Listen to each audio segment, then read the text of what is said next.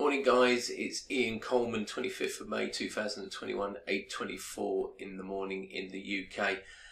For fear of sounding like a broken record, I'm looking at sterling again today, and I'm looking at sterling against the US dollar.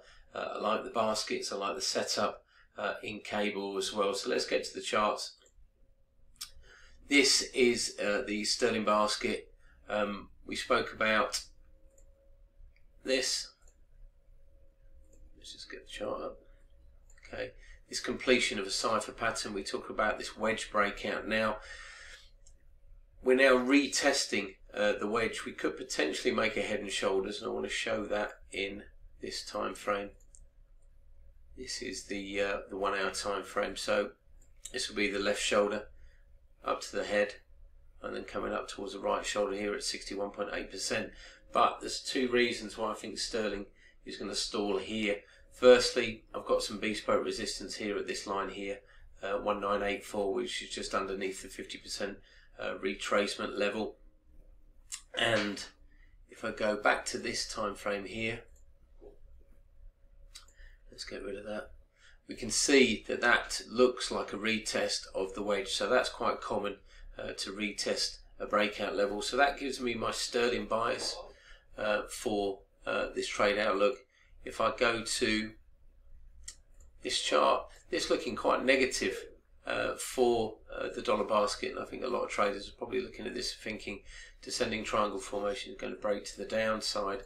But as we've been talking about this for quite some time, we're still looking for value here, 88.6% BC leg for the potential for a move to the upside. And if I go to this chart, and this is a 1 hour chart, here I've got some support around about 118.46, so pretty close. So I think sort of the scope for a mild dip, and this could spoof a lot of people that are looking for a continuation or trade breaks. So in other words, they see that descending triangle formation breakout and they look to get short, whereas all this is going to do, I believe, is just get down to this support level and then move back up. So that gives me my sterling bias, that gives me my dollar bias. If I go to sterling dollar,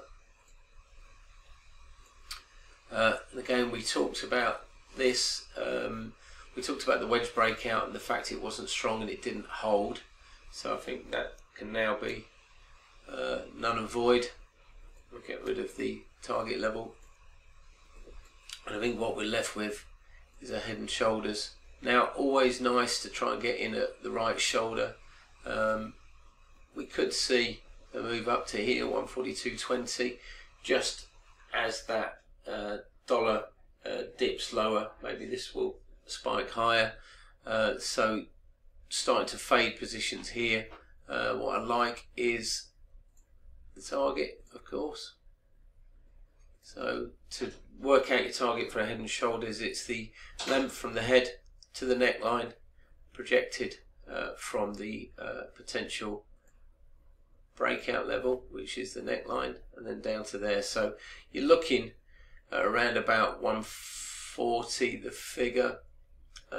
So if we were to look at that on a risk reward basis, placing a stop above that swing high there, or this alarm actually that I've set at 142.53, so quite a decent stop, 142.05, 142.53.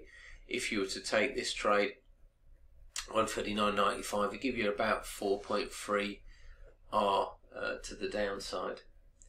Okay guys, sorry, I should say another sterling cross. We talked about sterling New Zealand yesterday. That worked out well. That was more on New Zealand strength than it was on sterling weakness.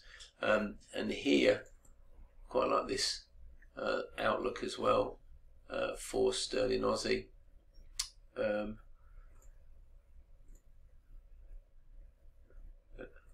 Just looking where my lines have gone. There you go. Don't normally take so long to load up. Again, a wedge here. So a breakout of this swing low, which is at 182.34, and we've got potential to get down to here. Again, I'll probably look at the big figure instead of 180.92.